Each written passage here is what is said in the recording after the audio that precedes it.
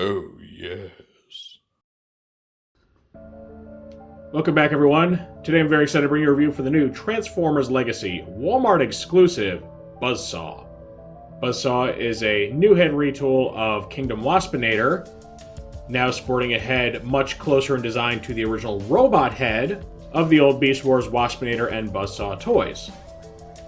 So unlike the other two toys in this little sub-collection of exclusives, he's not, a BotCon exclusive or an unreleased figure. Buzzsaw has existed before and, was a fairly common Beast Wars toy, but he's also a character that's barely been touched upon since way back in the day. The only other time we've received some version of this character, and no, I'm not counting, the Decepticon cassette, who just happens to be named Buzzsaw, was all the way back in Transformers Seibertron, when we got just kind of a Seibertronian form of the character that had a helicopter alt mode. But, different continuity, different character technically, just based off it. That all being said, if you've seen my reviews before, you know how this goes. We're going to take a look at Buzzsaw's packaging, then we'll open it up, we'll see his instructions real quick, and then we'll see Buzzsaw himself in both Beast and Robot modes. Naturally, I'll be doing plenty of group shots and comparisons today, and then at the end of the video, I'll get my final thoughts. So Buzzsaw comes in your standard Legacy Deluxe packaging with the added inclusion of a plastic window, as I mentioned during Sandstorm's review. For some reason, these three figures, both Buzzsaw, Sandstorm, and Night Prowler, who I'll review next, all have a plastic window in their packaging, despite that being phased out when Legacy became a thing. So I'm not sure how that happened. Maybe just these were already in the works and they couldn't, change it. Who knows? Personally, I like it more than the open windows, but I wouldn't expect these to stick around. Here you can see the character's name with his Predacon symbol showing his allegiance. Really nice artwork of his Wasp alternate mode right here on the front. Really good detailing on the eyes there. Very dynamic looking. Really dig it. Over here, we get close-up and far-away shots of his robot mode, along with his name in Ancient Autobot. And then on the back, we get renders of the toy in both Beast and Robot modes.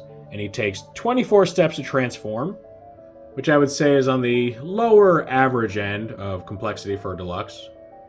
And one big difference between the CGI renders and the finished product is that the renders have him with just regular clear wings, like an actual, wasp would be. The finished product actually has translucent, almost black colored wings. Why that change was made, I don't know, especially because the original toy didn't have black wings. So, I don't know. It's not a mold sharing thing because his wasp eyes are translucent green. So why they went with the clear black for the wings, I really have no idea. Just artistic license, I guess.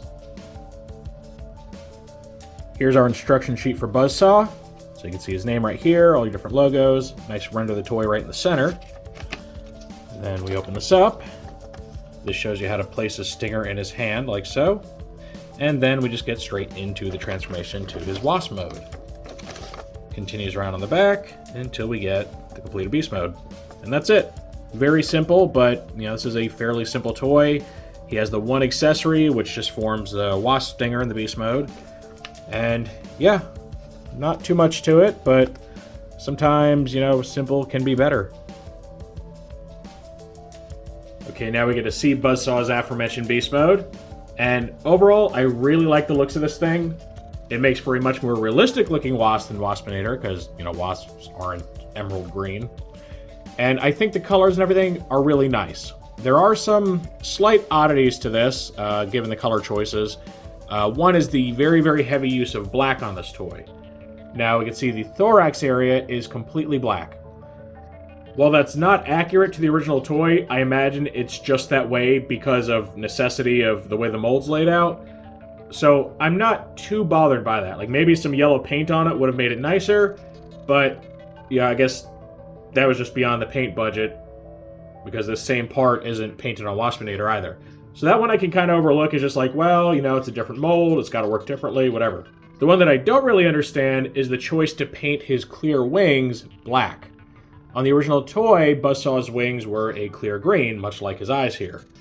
Now with the Waspinator figure, they painted his wings purple, but there was precedence for that because in the show, Waspinators were a very pale purple. For our Buzzsaw here, I don't really understand why that choice was made other than just the preference of the designers. Maybe they just thought it looked cooler. but a lot of people don't seem to be really taken by that. And while I think in a vacuum the clear black wings do look cool, I think this toy has too much black on him already, and he really would have benefited from getting some more green on him right here. So I really would have preferred if they had kept it original. I don't know the exact reasoning for the change, but I mean, it's not terrible. It doesn't look bad. It's a really minor nitpick. I would like to know why they made the color change, and would personally have preferred it be a different color, especially green. If not green, maybe just plain clear then, because that would look pretty cool too, you know, very natural looking. And here's our group shot with the Kingdom Waspinator toy, which in this mode shares identical tooling. There's just a lot of mix-up when it comes to the colors and how they're laid out. So you can see, unlike Buzzsaw, who is mostly a yellow and black wasp, which are the normal colors, we get Waspinator, who's mostly green, and then he gets a yellow and black abdomen, which, if we look at these two, we can see that the paint on them, very, very similar. It's very, very similarly laid out until you get to the very end right here. These last two stripes on Waspinator are not present on Buzzsaw, and I imagine that's purely just to, you know, distinguish the two. Would have been nice if maybe just the stinger part was black, but I don't know, they left it unpainted. So just very different takes, both more or less accurate to the original toys, and you know, the visual dynamic between them, just with the changes that I mentioned in the last scene. And as I said, those changes aren't nearly enough to ruin the toys in any way for me. I may not agree with the choices made, but they do very little to detract from just the overall fun and quality of this mold, so it really doesn't bother me all that much. Now here's a fun group shot. We get our Buzzsaw along with Buzzsaw and Buzzsaw. So you might be wondering, for those that, you know, maybe haven't been around the brand forever, what do these characters have to do with this guy? Well, in at least some cases, they're all the same character. This toy right here is the Beast Machine's Buzzsaw, and this is more or less inextricably pointed out as being the same character as this one. He's just supposed to be, you know, the Beast Wars character, having come to Seibertron after, you know, Megatron's little conversion virus thing, and he ends up joining the Maximals. Now, interestingly, the original plan for this toy was to call him a heroic Predacon, to show that, you know, the Maximals and Predacons are united in their opposition to Megatron and his whole Viacon army. But apparently the folks at Hasbro decided that having more than two factions would be too confusing for children, so they just called him a Maximal. Thankfully, we have moved away from that mindset. We've seen, starting with the War for Seibertron trilogy, a whole just wellspring of factions pop up. We have your Autobots and Decepticons, your Maximals and Predacons, Mercenaries, the Quintesson faction, and potentially more popping up in the future, because Legacy is supposed to be kind of a best-of line. I'm very, very happy we got away from that mentality that, like, kids are too dumb to understand more than two factions in a conflict. Because I really feel that just enriches the whole story environment, makes it far more interesting than just one set of good guys, one set of bad guys. And personally, I always found it kind of insulting that toy developers think that kids just can't handle these concepts. Alright, so there's, you know, the connection between these two, and now these two, this is more interesting.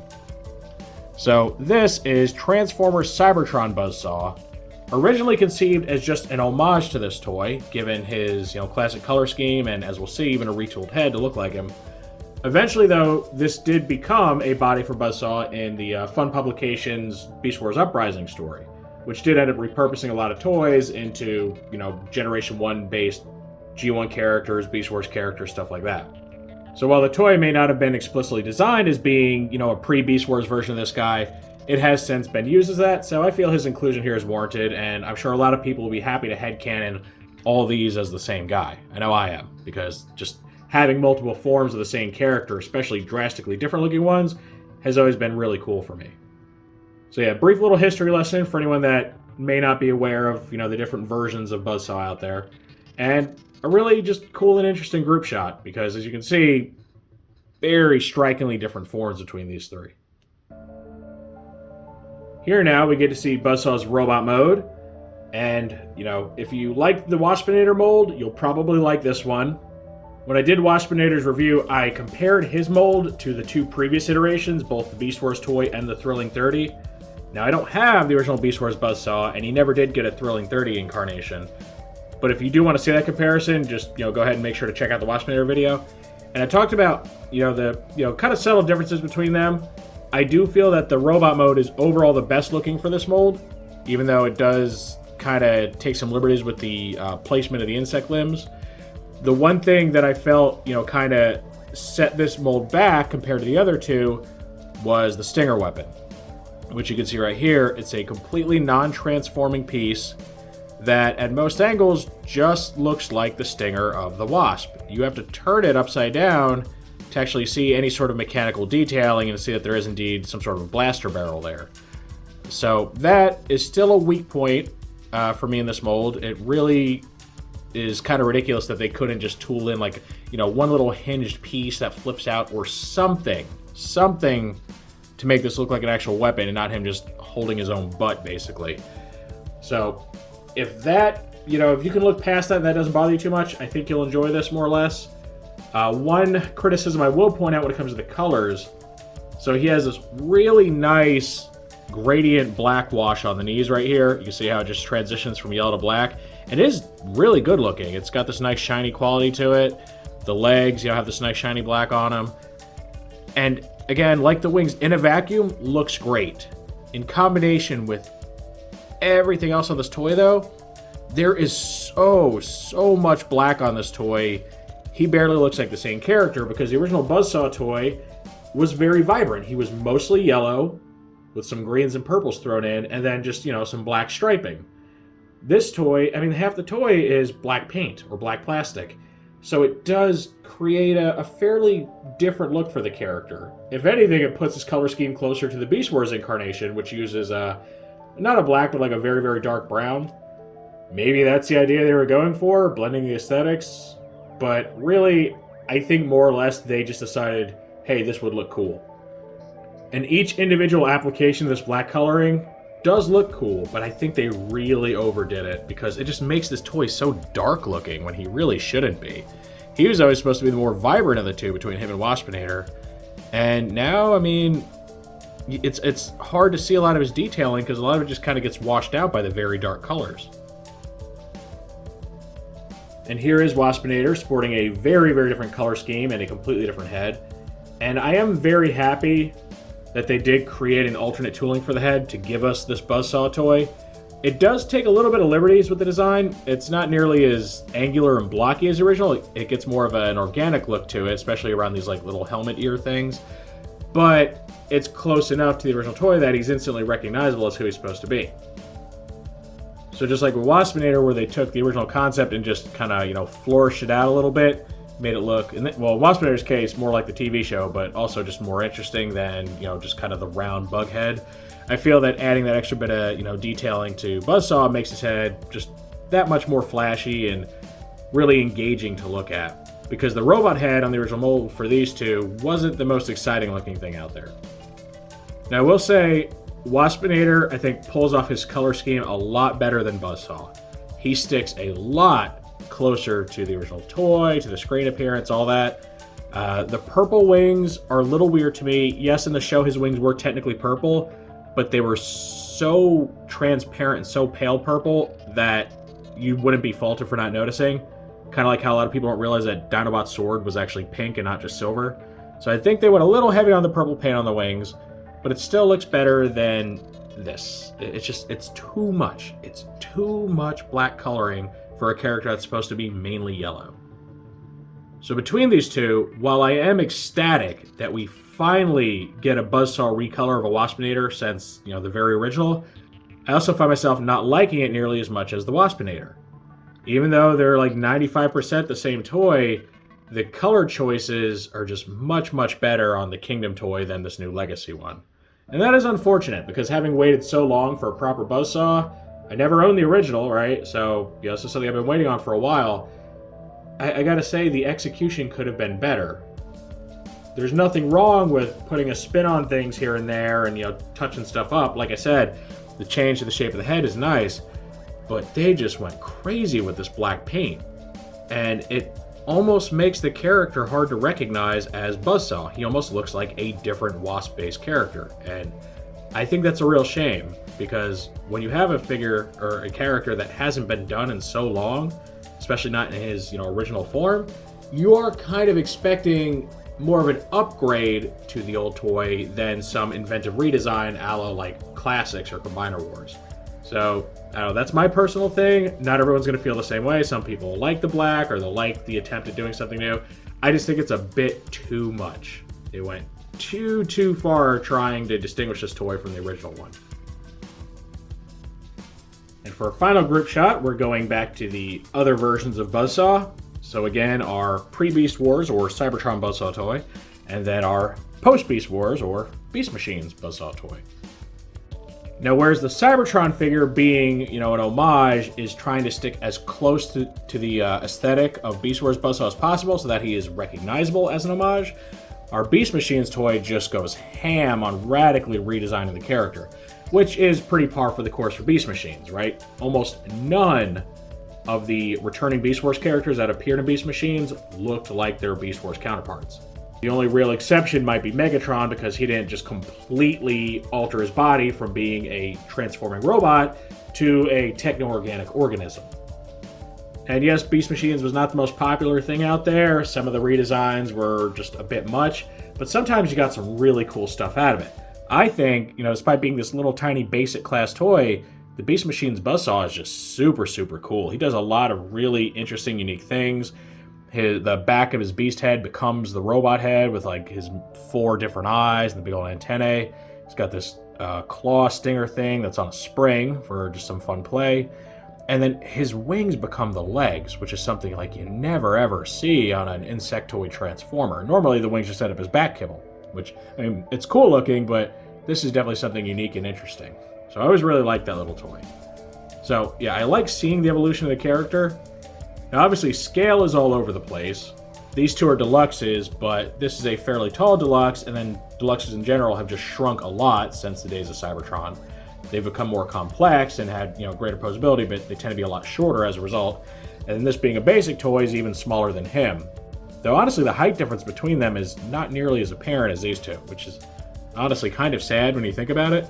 That the modern deluxes aren't much bigger than an old basic class toy or what we consider legends or core class today. So really is a shame there. But despite the height discrepancies, which could be just explained away by him taking on different forms, these three make for a really nice group photo of just how the character has evolved since his days as a Decepticon, if he ever truly was a Decepticon, to his transition to like a modern day Predacon to a techno-organic Maximal. So personally, I very much enjoy having all three of these figures. And I really do think that this new Kingdom/Legacy mold is such a marked improvement over the original Beast Wars mold that he happily just takes that toy's place in this lineup. Like, the only thing bad about this toy mold-wise is the puny little stinger weapon. Aside from that, though, total upgrade to the original toy.